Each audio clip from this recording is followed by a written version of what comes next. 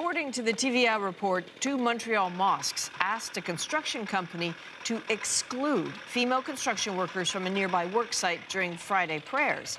That report sparked death threats and outrage online, but mosque officials have said repeatedly the report is false, and they said it again today.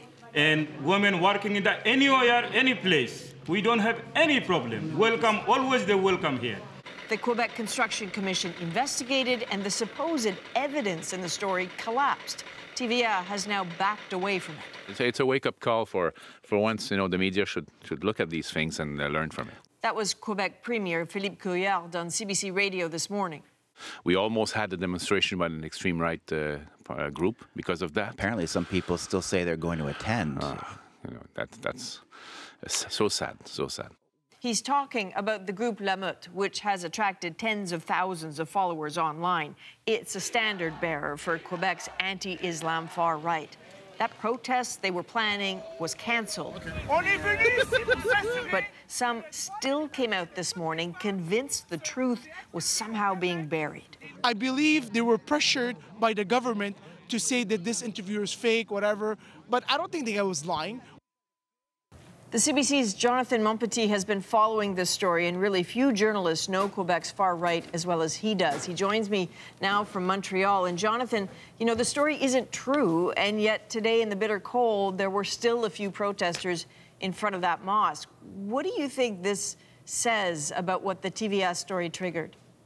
Well, I think it indicates just how widely shared this story was on social media, and especially the social media of Quebec's far right. Now, the Quebec's far right, as we know, it's kind of grown in size and prominence over the last 2 years or so, and really it has done so by exploiting stories like this, exploiting stories about so-called reasonable accommodation, about how Quebec society adapts to religious or ethnic minorities. And this story really kind of hit the right note in terms of that kind of issue. Now, the story was debunked, but I think there's a lot of people, certainly online, who still believe it's true, or at least want to believe it's true. And TVA has apologized, so, can we just say that's the end of it? Unlikely. While the 2 mosques involved in the story have accepted the apology, they are still considering whether or not they're going to sue TVA. And now a lot of damage was done, but the mosques also kind of took the opportunity to correct some misperceptions about their community, pointing out that they do support gender equality. Now, as for La Meute, the largest far-right group here in Quebec, they chose not to partake in today's protest. They thought the optics were bad for them, but they'll be looking for stories like this in the future to really capitalize on. They're kind of at a critical stage in their development. They can either expand into cities like Montreal and increase their influence, or effectively remain marginal rural phenomena.